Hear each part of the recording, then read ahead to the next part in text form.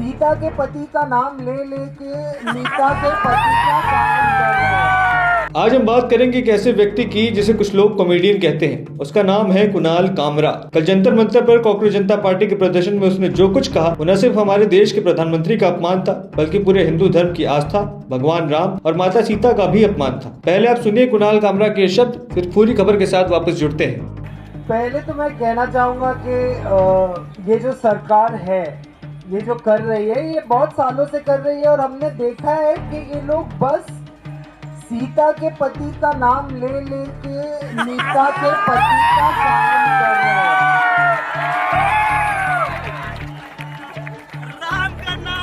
तो देखा आपने, उसने कहा ये सरकार सदियों से जनता को बेवकूफ बना रही है। सीता के पति का नाम ले लेकर नीता के पति के लिए काम कर रही है। सीता का पति यानी कौन? हिंदुओं के आराध्य भगवान प्रभु श्री रामचंद्र जी, भगवान राम, वो जिन्होंने रावण से लड़कर धर्म की रक्षा की, वो जिनके नाम पर पूरे देश के करोड़ों हिंदू आस्था रखते हैं। माता सीता यानी माता लक्ष्मी का रूप, वो पवित्रता की मिसाल है। कुणाल कामरा ने राजनीति की आलोचना करते हुए भगवान राम को सिर्फ सीता का पति कहकर पुकारा। क्या ये सम्मान है या अपमान? रामायण में राम मर्यादा पुरुषोत्तम है। वो सिर्फ अपनी पत्नी के पति नहीं, बल्कि एक आदर्श राजा, आदर्श पुत्र, आदर्श पति और भगवान है। लेकिन ये कुणाल कामरा कौन है? ये खुद को कॉमेडियन कहता है, लेकिन असल में ये एक खास राजनीतिक विचारधारा का पार्ट टाइम कार्यकर्ता है। ये अक्सर प्रधानमंत्री नरेंद्र मोदी की आलोचना करता है। मोदी ने राम मंदिर का सपना पूरा किया, अयोध्या में भव्य राम मंदिर बनवाया, लाखों करोड़ों हिंदू खुश हुए।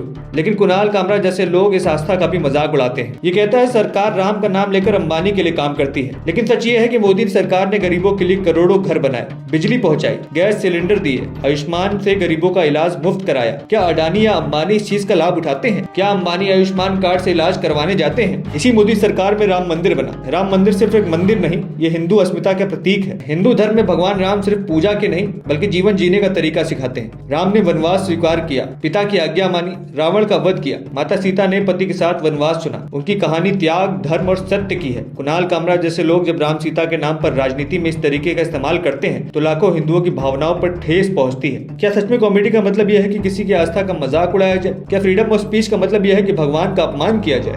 हमारे देश के प्रधानमंत्री तो राम भक्त हैं। उन्होंने कहा था सबका साथ, सबका विकास, सबका विश्वास और सबका प्रयास। उन्होंने हिंदू, मुस्लिम, सिख, ईसाई सबके लिए काम किया। लेकिन कुछ लोग सिर्फ नफरत फैलाते हैं। कुणाल कामरा को याद रखना चाहिए कि हिंदुस्तान राम का देश है। यह राम की पूजा होती है, उनका अपमान नहीं। हमें जागरूक रहना होगा, ऐसी सोच को बढ़ावा नहीं देना चाहिए जो हमारी आस्था को ठेस पहुंचाए। भगवान राम सबके हैं, माता सीता सबकी हैं, उनका सम्मान हर एक हिंदू का कर्तव्य बनता है। बाकी इस पूरे प्रकरण को लेकर के आपके क्या विचार है, हमारे साथ कमेंट सेक्शन में रखें। कुणाल कामरा को लेकर के आप क्या सोचते हैं, अपनी राय हमारे साथ जरूर साझा करें और तमाम ऐसी खबरों के लिए TNN वर्ल्ड को सब्सक्राइब करें। धन्यवाद।